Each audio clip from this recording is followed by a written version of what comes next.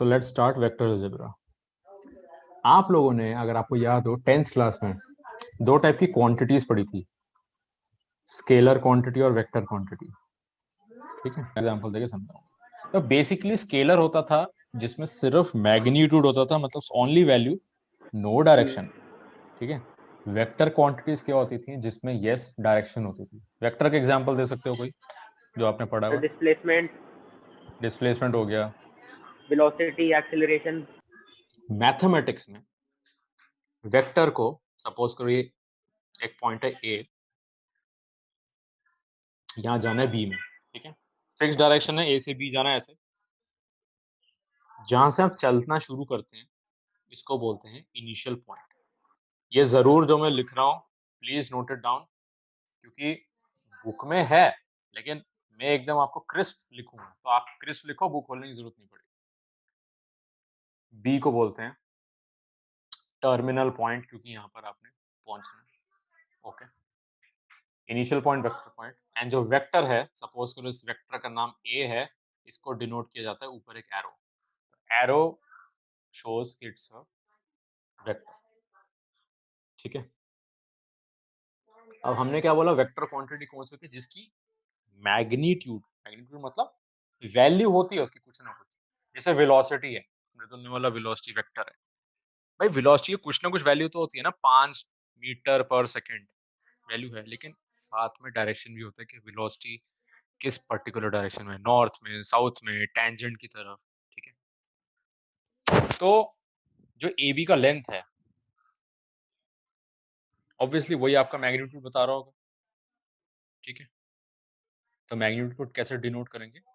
Modulus में ऐसे। ठीक है, और जो एरो दिख रही है, एरो ऑब्वियसली क्या दिखाती है? आपकी डायरेक्शन, किस डायरेक्शन में वेक्टर है। ठीक है, समझ आ गया?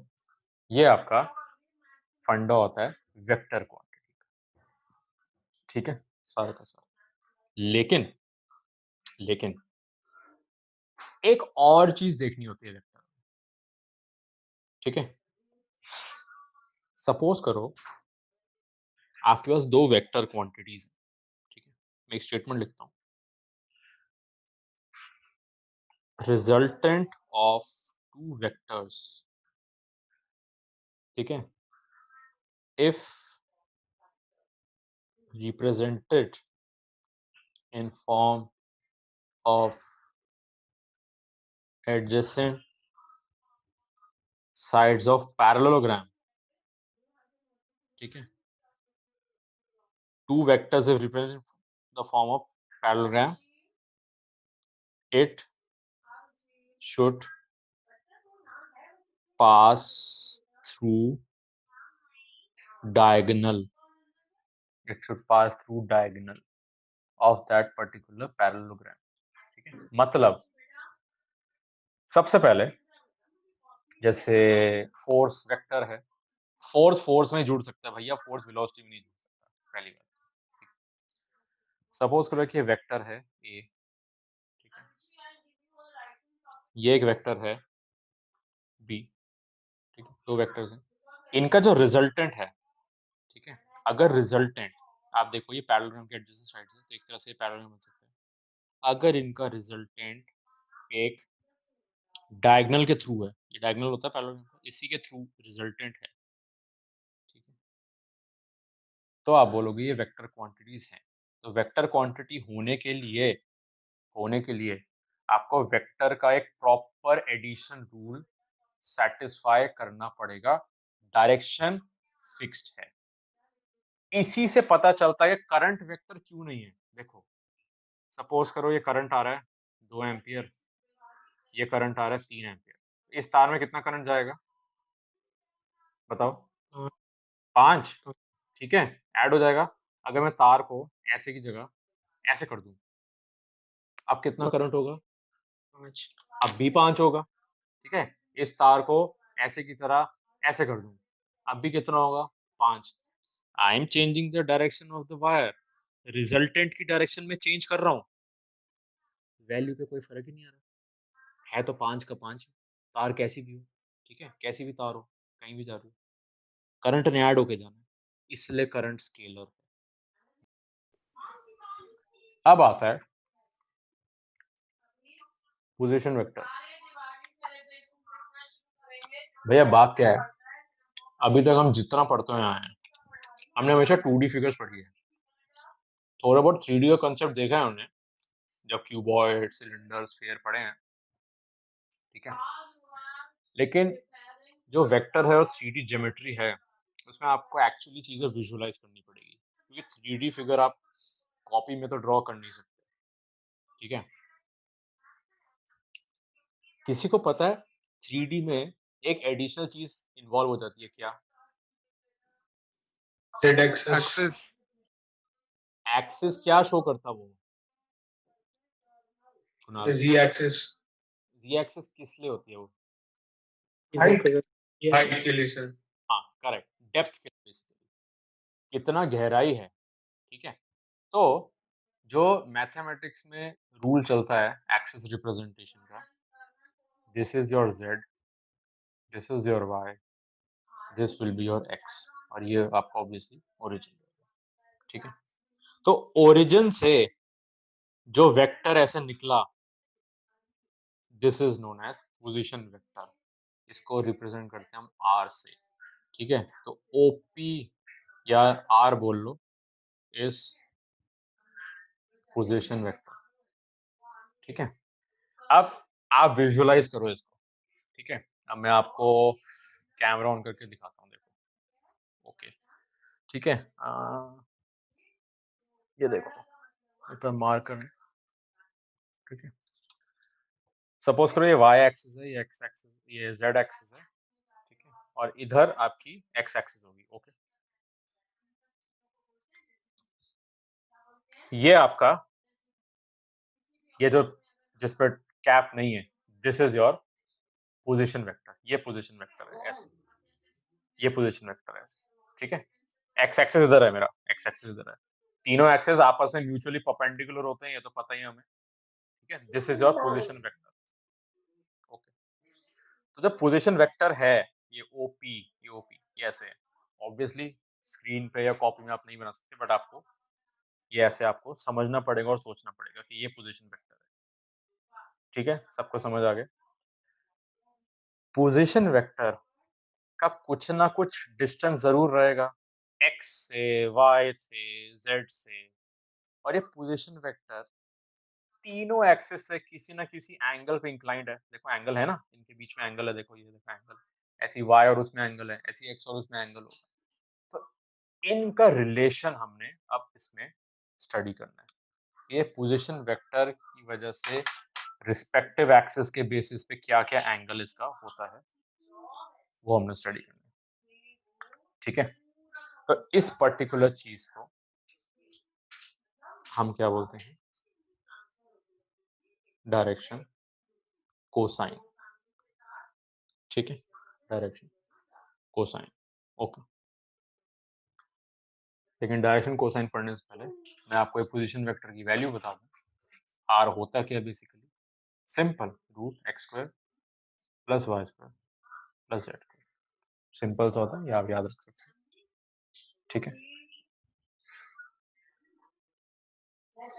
अब आता है डायरेक्शन कोसाइन, ठीक है। अच्छा एक्स वाई जेड है क्या? ये पी के कोऑर्डिनेट्स हैं, एक्स वाई जेड, ओके। अब एक पोजीशन वेक्टर है of point x, y, z। Position vector simple क्या होता है?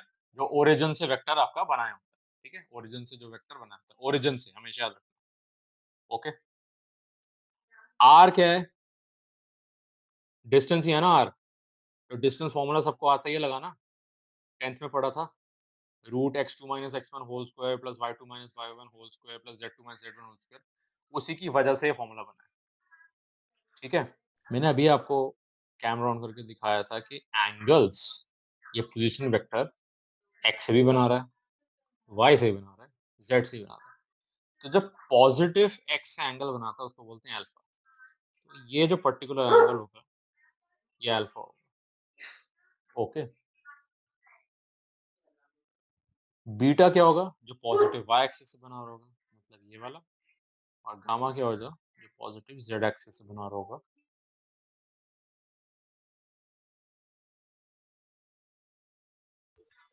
ठीक है, इन्हें बोलते हैं हम डायरेक्शन एंगल्स। ठीक है, इन एंगल्स का कोसाइन, मतलब इन एंगल्स का cos alpha, cos beta, cos gamma, इनको बोलते हैं हम direction cosines of this particular R vector. ठीक है, और डायरेक्शन कोसाइन कैसे डिनोट किए जाते हैं, एक इनका टर्म दिया गया, इसको एल बोलते हैं, इसको एम बोलते हैं, इसको एन बोलते हैं। तो L is the direction cosine of position vector with respect to positive x-axis, m direction cosine of r with respect to positive y-axis, and n similarly with respect to positive z-axis. ठीक है, तो cos alpha n, sorry cos alpha l, cos beta m, cos gamma n, ये direction cosine. ठीक है, यहां से आपकी असली चीज शुरुआत होती है। x by r, r तो हमें पता है ना क्या था, root X square plus Y square plus Z square, अभी देखा ही ऊपर। तो x by r, cos beta क्या होता है, y by r, cos gamma क्या होता है, z by r। ठीक है, या cos अल्फा की जगह क्या लिख सकता हूं मैं, l equal to x by r, इधर क्या लिख सकता हूं, m equal to y by r, इधर क्या लिख सकता हूं, n equal to z by r। तो क्या रिलेशन बन गया यहाँ से, x कितना आ गया lr, y कितना आ गया mr, z कितना आ गया nr। ठीक है, अब एक चीज आप बड़े ध्यान से देखो, ये l, m और n ये क्या थे, डायरेक्शन कोसाइन थे, l, m, n। Direction cosine में क्या हो गया, एक r से आपने मल्टीप्लाई कर दिया, तो मैं ये बोल सकता हूँ l, m और n प्रपोर्शन में है, क्या मैं बोल सकता हूँ, बोलो हाँ या ना। l, m, n direction cosine थे, अभी हमने देख लिया l, m और n मल्टीप्लाई हो रहे हैं r से, तो क्या मैं बोल सकता हूँ कि l, m, n are proportional, obviously. ठीक है, तो जो एल आर है इसको बोलते हैं ए, एम आर को बोलते हैं बी, एन आर को बोलते हैं सी। ये जो ए बी सी हैं इनका नाम यही होता है डायरेक्शन रेशोस, क्योंकि वो रेशो बड़े हमको ऑब्वियस सी बात है दिख ही रहा है, एल, एम, एन तीनों ही बंदे आर से मल्टीप्लाई हो रहे हैं, तो आपस में प्रोपोर्शनल होंगे, तो मतलब आप किसी से भी मल्टीप्लाई कर दो वो प्रोपोर्शनेट रहेंगे ही रहेंगे। ठीक है, रेशोस। ठीक है, क्लियर हो गया सबको। अब मैं आपको एक टास्क देता हूँ बड़ा छोटा सा, मुझे इसकी वैल्यू बताओ जरा, cos square alpha plus cos square beta plus cos square gamma, जरा वैल्यू बता सकते हो क्या होगी। 1 1, करेक्ट, गुड। क्यों 1, सिंपल है, ये X square by R square हो गया, ये Y square by R square हो गया, ये Z square by R square हो गया, तो this becomes X square plus Y square plus Z square upon R square, और भाई ऊपर नीचे दोनों बंदे सेम ही तो होते हैं, तो this will cancel out and it will come out to be 1। तो इससे मेरे पास एक रिजल्ट आ गया बड़ा अच्छा, L square plus M square plus N square 1 होता है। तो डायरेक्शन कोसाइंस का स्क्वायर करके ऐड करोगे तो this will come out to be 1, but direction ratios को स्क्वायर करके ऐड करोगे तो ये 1 नहीं आता। ये रिलेशन बहुत इंपॉर्टेंट है, ये आपको पता होना चाहिए, सवाल आ सकता है। ठीक है, डायरेक्शन कोसाइंस का स्क्वायर करके ऐड करो तो 1, डायरेक्शन रेशोस को स्क्वायर करके ऐड करो तो it will not come out to be. अब एक बहुत छोटा सा टॉपिक, टाइप्स ऑफ वेक्टर्स, काफी टाइप के वेक्टर्स होते हैं। जीरो वेक्टर क्या हाँ होता है? सर, हाँ ये तो 11th में पढ़ा था। अच्छा, जीरो वेक्टर क्या होता है? जिसमें कोई मैग्नीट्यूड नहीं होता, कोई डायरेक्शन नहीं होता। ठीक है, लिख लो, आपको पता होना चाहिए, क्या पता एमसीक्यू में आ जाए। यूनिट वेक्टर, यूनिट वेक्टर ये तो पहले भी हमने देखा है, मैग्नीट्यूड 1 होता है।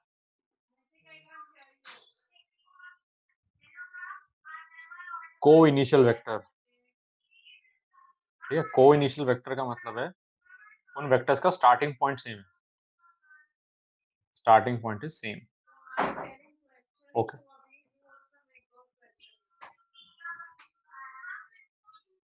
कोलिनियर वेक्टर, ठीक है, irrespective of direction should be parallel to each other। Direction से फर्क नहीं पड़ता, बस आपस में पैरेलल होना चाहिए। इक्वल वेक्टर, इक्वल वेक्टर में क्या होगा? मैग्नीट्यूड भी सेम होगा और डायरेक्शन भी सेम, ठीक है। इक्वल वेक्टर्स में magnitude and direction both will be same, can be moved without changing direction, ठीक है। इस फ्री वेक्टर का मतलब क्या है? मेरे ख्याल से आप लोगों को फिजिक्स में पढ़ाया होगा फ्री वेक्टर। एक वेक्टर है ये, ठीक है, इधर एक वेक्टर है, इधर आपको दोनों को ऐड करना है। तो मैंने अभी क्या बोला, ऐड करने के लिए पैरेललोग्राम जैसी शेप में बनना चाहिए। तो आप क्या करो, इस वाले वेक्टर को उठा के इधर कर दो, ये तो ठीक है। इस वाले को उठा के आप आराम से यहाँ कर सकते हो, ठीक है। डायरेक्शन यही थी उसकी, डायरेक्शन में कोई चेंज नहीं लाया, आपने बस मूव कर दिया फ्री, ठीक है। अब इनका रिजल्टेंट ये बन जाएगा, ठीक है। ये फ्री वेक्टर, तो ये कुछ टाइप के वेक्टर्स हैं, आपको बस पता होना चाहिए। Now comes very important law but very small, triangle law for vector addition. दो वेक्टर्स को ऐड करने के लिए ट्राइंगल लॉ, जो अभी हमारे कार्तिक सर करेंगे। सर इसके प्रूव करने आता है ट्रायंगल और रेक्टेंगल उसके पैरेललोग्राम लॉ के? No proofs, no. तुम्हें पढ़ाया होगा वहां पर, सर याद भी कराया था पेपर। 11th में पढ़ाया था। 11th में एक वेक्टर ए, उस वेक्टर का जो एंड पॉइंट है वहीं से एक वेक्टर शुरू हो गया बी, मतलब बी का initial point is final point of A, तो उनका जो रिजल्टेंट होगा वो ये होगा सी, ठीक है। तो सी क्या होगा? A plus B. Simple triangle law, okay, simple, समझ आ गया? कुछ भी नहीं है इसमें। एक एमसीक्यू सवाल आ सकता है, बड़ा अच्छा, बड़े ध्यान से देखना। माइनस सी के, माइनस सी के, करेक्ट। डायरेक्शन चेंज कर गए, तो एमसीक्यू में पता क्या आता है? एमसीक्यू में आता है ए प्लस बी प्लस सी कितना बन जाएगा? वैसे ए प्लस बी प्लस सी 0, तो एमसीक्यू में ये 0 की जगह कुछ कुछ वैल्यूज दे देगा, 1 -1 0, तो ए प्लस बी प्लस सी 0 ऐसे वाले केस में, ठीक है। सारा का सारा खेल अगेन डायरेक्शन का है, एरो देखो कहाँ बना हुआ है, ठीक है। वेक्टर ऐड करने के लिए ए वेक्टर, फिर उसके एंड पॉइंट से बी वेक्टर, फिर जो ए का स्टार्टिंग पॉइंट और बी का एंड पॉइंट उसको ज्वाइन करो, वहाँ एरो है अगर, that is your result, C is A plus. Okay, but अगर सी का डायरेक्शन रिवर्स कर दे तो ऑब्वियसली माइनस, क्योंकि वेक्टर है डायरेक्शन बेस्ड, ठीक है। अब एक आता है parallelogram law of vector addition, जो मैं अभी तुमको स्टार्टिंग में बता ही चुका हूँ, बट देख लेते हैं। मस्त एग्जांपल समझाया हुआ एनसीईआरटी में। सपोज करो ये नदी है, ठीक है। तुमने इस पॉइंट से इस पॉइंट तक बोट को लेके जाना है, ठीक है। तुम बोट चलाना शुरू करते हो, लेकिन ऑब्वियसली नदी का फ्लो इस डायरेक्शन में, नदी इस डायरेक्शन में, ठीक है, तो तुम कहाँ पहुंचोगे? तुम्हारी बोट भी ड्रिफ्ट मार जाएगी, ठीक है ना, तुम्हारी बोट भी इधर ऐसे ड्रिफ्ट मार जाएगी और बी पहुंचने की जगह तुम सी पे खड़े होगे, ठीक है, तुम बी पहुंचने की जगह सी पे खड़े होगे। तो इस केस को वेक्टर से रिप्रेजेंट किया जा सकता है। देखो कैसे, ये है वेलोसिटी ऑफ स्ट्रीम, अपनी सुविधा के लिए मैं इसको VW बोलूं, ये है वेलोसिटी ऑफ बोट, इसको बोलता हूँ VB, ठीक है। तुम्हारा रिजल्टेंट क्या है? ये, ठीक है, यही रिजल्टेंट है AC, ठीक है। तुम जा चप्पू इधर चला रहे हो, तुम्हारी नदी इस डायरेक्शन में है, तो देखो रिजल्टेंट ऐसे ही आ गया। ओके, तो अगेन बन गया पैरेललोग्राम लॉ, ठीक है। इसको तो बेसिकली मैं क्या बोल सकता हूँ, इसको थोड़ा अगर सही से बना दूं ऐसे इस डायगोनल की डायरेक्शन में, तो जो रिजल्टेंट है इज इक्वल टू बोट का वेलोसिटी प्लस स्ट्रीम का वेलोसिटी, आपको बता दें, ठीक है, ड्रिफ्ट वेलोसिटी, हाँ ड्रिफ्ट वेलोसिटी, ठीक है, ठीक है। तो ये कंसेप्ट है आपका। और जो पैरेललोग्राम लॉ है ना, ये लॉ पूरा का पूरा ट्राइंगल लॉ को भी सेटिस्फाई करता है। नहीं, सिंपल देखो ना, ये फ्री वेक्टर है, इस वेक्टर को यहां से उठा के यहां प्लेस कर दो, है ना, बन गया ट्राइंगल लॉ। ओके, बन गया ना ट्राइंगल लॉ। आपका ये जो वेक्टर है, ये एक फ्री वेक्टर है, वेलोसिटी ऑफ बोट, इसको उठा के इस लाइन को यहाँ प्लेस कर दो, देखो बन गया ट्राइंगल ये। तो पैरेललोग्राम लॉ ट्राइंगल लॉ को कोई वायलेट नहीं मानता, ठीक है। तो आप ट्राइंगल लॉ के तरीके से इस चीज को ऐड किया ओके, ठीक है, इतना समझ आ गया सबको, ट्राइंगल लॉ, पैरेललोग्राम लॉ, और very important part direction, cosines and ratios, very important, दोनों चैप्टर में यूज होने वाला, उनका क्लैरिटी होनी चाहिए, उनकी मतलब पता होना चाहिए, बड़ा इंपॉर्टेंट, उनकी जो साइंस है, L क्या होता है, M क्या होता है, XYZ ABC, ठीक है, very very very important part है वो, बहुत जरूरी, ठीक है। सो बाकी आगे का पढ़ेंगे